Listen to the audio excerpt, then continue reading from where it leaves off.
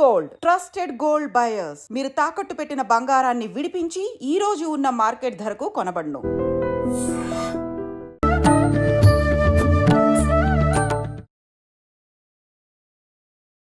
Welcome to iDream. Dharma Margam with Vijitha కార్యక్రమానికి స్వాగతం. ప్రస్తుతం మనతో పాటు ఉన్నారు ప్రముఖ జ్యోతిష వాస్తు పండితులు బ్రహ్మశ్రీ అన్నవరపు తిరుపతి మూర్తి అవధాని గారు. ఇప్పుడు గురుగారితో మాట్లాడదాం. నమస్కారం గురుగారు. ఓం శ్రీ మహాగణాధిపతయే నమః. గురుగారు, ఆత్మల యొక్క గమనం ఏ రకంగా ఉంటుంది అనేది ఎప్పటికీ అందరికీ కూడా ఒక అది ప్రశ్నలాగా, క్వశ్చన్ మార్క్ లాగానే ఉంటుంది. అంటే ఆత్మకు ఏది కూడా అంటదు, దానికి ఎటువంటి ఎమోషన్స్ కానివ్వండి ఏవి కూడా అంటవు అని అంటుంటారు కొంతమంది. అది ఒక్కటే అని అంటుంటారు. అవును. కానీ కొంతమంది వివిధ రూపాలు దాలుస్తుంది అని చెప్పి అంటుంటారు. అసలు ఏంటి ఆత్మ అనేది? ఏకమా, అనేకమా? ఆత్మ గమనం ఏ రకంగా ఉంటుంది? ఇది నిజంగా రూపాలు అనేది ఎత్తుతుందా? తప్పకుండా అమ్మా. మనందరం ఆత్మ అంటే ఆ చెట్టు మీద కనిపించింది, దయ్యం అనుకుంటాం. ఇక్కడ కనిపించింది అంటాం. ఆత్మ అంటే మనమేనమ్మా. ఆ ఉమ్. బ్రతికున్నాం. మనమే ఆత్మ. ఈ మాట్లాడేదే ఆత్మ. ఉమ్, మిమ్మల్ని అడిగా కదా అని మీరు ఇష్టం వచ్చినట్టు చెప్పకండి. ఏదో అడిగాం కదా అని చెప్పి మీరు ఏం చెప్తే అది నమ్మేస్తామని మీకు అనిపించవచ్చు అనిపిస్తోంది కదా. గురుగారు. ఈ శరీరంలో ఈ ఆత్మ బయటికి వెళ్తే ఈ మాట వస్తుందా? రాదు. మరి ఎవరు మాట్లాడుతున్నారు? అంటే అది ఊపిరి. ఊపిరి ఉంటే అంటే ఆత్మ మాట్లాడుతున్నాము. ఉండబట్టే కదా. లోపల ఊపిరి అంటే ఏంటండి? ఉమ్, ఉమ్, ఆత్మాత్మం గిరిజాపతి. ఉమ్. ఆత్మ, జీవాత్మ, పరమాత్మ. ఈ శరీరం, మూడిటి కలయిక. ఈ చెయ్యి ఉంది, ఆ, మనం అటు ఇటు ఊపుతున్నాం. ఎందుకు ఊపుతున్నాం? ఉమ్, ఇదే శరీరంలో కొంతమంది జీవి విడిచేసింది, ఆత్మ వెళ్ళిపోయింది అంటారు. ఈ అవును. చెయ్యి కదులుతుందా? అదేంటి మరి? ఉమ్, చెయ్యి కదలాలి కదా. మనమే ఆత్మ. ఉమ్, ఆత్మ ప్రతిరూపమే మనం. కాబట్టి అది బయటికి కనిపించదు. వాసాంశ జీర్ణాన్ని చెప్పి మనం చిరిగిన వస్త్రాలు వదిలేసినట్టుగా ఉమ్, శిథిలమైనటువంటి దేహాన్ని ఆత్మ వదిలేసి వెళ్ళిపోతుంది, మరొక దేహాన్ని చూసుకుంటుంది. అలా అనేక రూపాంతరాలు చెందుతూనే ఉంటుంది. ఉమ్, ఎక్కడ ఒక చోట ఆగదు. అది ఆత్మని అగ్ని దహించి వేయదు, నీరు తడిపివేయదు, గాలి ఆర్పివేయడానికి సాధ్యం కాదు. ఉమ్. అనిశ్చితమైనటువంటిది అంటే ఆత్మ. ఇప్పుడు మనం పడుతున్న బాధలు, సంతోషాలు కూడా ఆత్మకి వర్తించవా? సంబంధం లేదా? అది శరీరం వరకేనా ఎమోషన్స్? ఎమోషన్స్ కూడా కదమ్మా అవి. ఈ ఆత్మ మన ఆ కర్మ ప్రారంధాలు ఉంటాయి కదండి. ఇత పూర్వం నా శరీరంలో ఉన్నటువంటి జ్యోతి అంటే ఆత్మ. అది ఎవరి శరీరంలో ఉందో తెలీదు. వేరే వ్యక్తి శరీరంలో ఉన్నప్పుడు ఆ వ్యక్తి ఏవైతే కర్మలు చేశాడో ఆ కర్మ ప్రతిఫలాలు నేను అనుభవిస్తా. ఓకే. ఎందుకంటే అనేక రూపాంతరాలతో చెందుతుంది అంటే జీవిని విడిచేసినటువంటిది ఇంకొక శరీరాన్ని వెతుక్కుంటుంది ఆత్మ. అట్లా వెళ్తున్నప్పుడు అనేక రూపాంతరాలు చెందుతూ ఉంటుందిగా. ఇది ఒకటి ప్రధానం.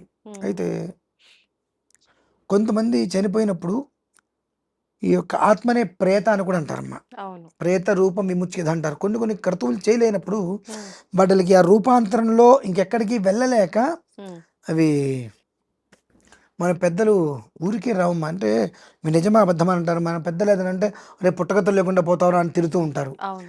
అటువంటప్పుడు ఈ ఆత్మలకి మళ్ళీ పుట్టేటువంటి యోగ్యత లేక అలా గాల్లో పడి తిరుగుతూ ఉంటాయి. ఓకే. ఎటువంటి సందర్భాల్లో అలా? ఇప్పుడు కొంతమంది అగ్నిహోత్రంలో చనిపోతూ ఉంటారు, లేదా నీళ్ళలో కొట్టుకుపోతూ ఉంటారు. కొంతమంది చనిపోతే దహన సంస్కారాలు జరగవు, ఉండవు. వాళ్ళకి చేయాల్సిన అసలు ఉన్నారో పోయినరో కూడా తెలియకుండా కర్తులు. ఉంటాయి ఎటువంటి వాళ్ళందరూ రెండు హింసించి చంపేయటం, ఆత్మహత్య చేసుకోవటాలు, బలవన్ మరణాలు. అంటే అనాయాస మరణం కాకుండా ప్రమాద మరణం, ఇటువంటివి కొన్ని అయితే ఎప్పుడైతే కనుక క్రతువులు లేకుండా ఉంటాయో వాటికి ఇక పుట్టగతులు లేకుండా పోతారని చెప్పి పెద్దలు మనం తిరుగుతూ ఉంటారు. వాటికి అర్థాలు మనకు తెలియదు. పుట్టగతులు లేకుండా పోవడం అంటే ఈ శరీరాన్ని ఆత్మ విడిచి వెళ్ళిపోయిన తర్వాత ఇంకొక చోటుకి వెళ్ళేటువంటి యోగ్యత కోల్పోయి గాల్లో బరి తిరుగుతుంటాయి. అలా ఎంతకాలం పాటు? ఇంకంతేనా? ప్రార్థన అనుభవిస్తూనే అంటే అట్లా అవి ఆ ఆత్మలు అలా తిరుగుతున్నప్పుడు కొంతమంది తాంత్రికులు ఆ ఆత్మల్ని బంధిస్తారు. బంధించి వాళ్ళ అవసరార్థం కొన్ని శరీరాలకు ప్రవేశపెడతారు. ఆ పెట్టినప్పుడు ఆ మనిషి వెలివెలాడిపోతాడమ్మా. తనకు తెలియకుండానే చాలా బరువైన వస్తువులు కూడా తేలిగ్గా మోసేస్తూ ఉంటాడు. అది వెళ్ళిపోతే మళ్ళీ నేలా పడిపోతూ ఉంటాడు. అది ఆ లోపల ఉన్నంత రకరకాలుగా మనిషి పరిభ్రమణం చెందుతూ ఉంటాడు. అది మనం ఆ మనిషి నుంచి ఆశ్చర్యపోతాం. నిన్నటి వరకు చాలా తేలిగ్గా ఉన్న వ్యక్తి ఇంత బరువు ఎలా మోస్తున్నాడు, ఎలా? ఇదంతా మళ్ళీ కాసేపు అయితే మళ్ళీ నార్మల్ అయిపోతుంటాడు. హ్మ్. కొంతమంది తంత్రగాళ్ళు బొమ్మల్ని ఆడించినట్టుగా ఆడిస్తారు. ఆడిస్తుంటారు ఆత్మల్ని. ఇవన్నీ కూడా ఈ ఈశ్వరుడు శ్మశానంలో దానికోసమే ఉంటాడండి. ఈ హ్మ్. పుట్టగతులు లేకుండా వెళ్ళిపోయిన వాళ్ళందరూ శ్మశానంలో పడి ఏడుస్తూ ఉంటే, మాకెవ్వరూ లేరు, ఇంతమందికి మేము జన్మనిచ్చాము, ఇంతమందికి మేము సహకారపడ్డాము, ఇంతమందికి ఉపకారం చేశాము, ఇంతమందికి అన్నం పెట్టాము, మాకొక్కళ్ళు కూడా ఎలాంటి ఉపకారం చేయట్లేదు, ఒక చెంచా నీళ్లు పోయట్లేదు. అందుకని చనిపోయినప్పుడు 10వ రోజు నాడు అందరూ వచ్చి నువ్వుల నీళ్ళతో పాటు నువ్వుల నీళ్ళు కొంతమంది వదిలితే, బయట వాళ్ళందరూ కూడా వచ్చి బియ్యము నీళ్ళు వదులుతూ ఉంటారు. హుహు. ధర్మోదకాలు అని చెప్పి. ఓకే. ఓకే. అంటే ఎవరో ఒకరు నీళ్ళు వదిలితే వాళ్ళకి ప్రేత రూపం పోతూ ఉంటుంది. అని వాళ్ళు ఏడుస్తూ ఉంటే, వద్దురా నాయన నేనున్నా నీ కోసము హ్మ్. అని చెప్పి ఈశ్వరుడు అక్కడ ఉంటూ ఉంటాడు. అనేక రూపాంతరాలు చెందేటువంటిది ఒకటే. ఏకైక సర్వత్ర వర్తతే తస్మాదుచ్యతే ఏక. అంటే మన శరీరంలో ఉండే ఆత్మ ఇంకో శరీరంలో ఉంటుంది. బట్ కాకపోతే అప్పుడు మన శరీరం ఉండదు. ఇంకొక విషయం, హ్మ్. ప్రతిరోజు ఈ శరీరాన్ని ఆత్మ వదిలేసి వెళ్ళిపోయి మళ్ళీ వస్తుందండి. నిద్రలోనా? ఆ! నిద్ర అంటే శవంతో సమానం. మరి ఒకసారి ఆత్మ బయటికెళ్తే అది ప్రాణం పోయినట్టు గదా! చనిపోయిన వాడికి ప్రాణం పోయిన వాడికి తేడా ఏముందండి? అదే అంటున్నా గురువుగారు. చనిపోయిన వాడికి నిద్రపోయిన వాడికి తేడా లేదు. హ్మ్. హ్మ్. రె కానీ నిద్రపోయిన వాడికి శ్వాస ఆడుతుంది గదా! చనిపోయిన వాడికి శ్వాస అదంతా ఏముండదు గదా! కదలిక, నిద్రపోయిన చలనం. వ్యక్తికి శ్వాస ఆడుతుందని మీరు నేను అనుకుంటాం. అనుకోవడం ఏంటి? అది బ్రీతింగ్ ప్రతి తెలుస్తుంది కదా! నిత్యానుసారము బ్రహ్మ ముహూర్తానికి కొంచెం గడియాల ముందు ఈశ్వరుని తప్పించొస్తుంది ప్రతి నిత్యం ఆత్మ. ఈశ్వరుడిని దర్శనం చేసుకొని వస్తుంది ఆత్మ. అవునా? ప్రతి నిత్యము. ప్రతి నిత్యము ఒక్కొక్కసారి మనం గాఢ నిద్రలోకి వెళ్ళిపోయావురా అసలు నువ్వు, నాకు అర్థం కాలేదు, ఎంత లేపినా లేవలేదు అంటూ ఉంటారు. హ్మ్. హ్మ్. గాఢ నిద్రలోకి వెళ్ళిపోతాం, మనకు తెలీదు. వితిన్ సెకండ్ అలా వెళ్ళి అలా వస్తుంది అది. ఆహా! ప్రతి నిత్యము. అందుకనే ఒక్కొక్కసారి కొంతమందికి నిద్రలోనే హ్మ్. జ్ఞానం వృద్ధవుతుంది. హుహుహు. లేచేటప్పటికి ఒక్కోసారి తెలియని జ్ఞానం హ్మ్. వచ్చేసేసి, అప్పటి వరకు ఉన్న మనిషి ఒకడైతే ఆ తర్వాత నుంచి మనిషిలో అనేక రకాల మార్పులొచ్చి అప్పటి వరకు చాలా అందరితో రకరకాలుగా ఉన్నటువంటి వ్యక్తి అన్నీ మానుకొని హ్మ్.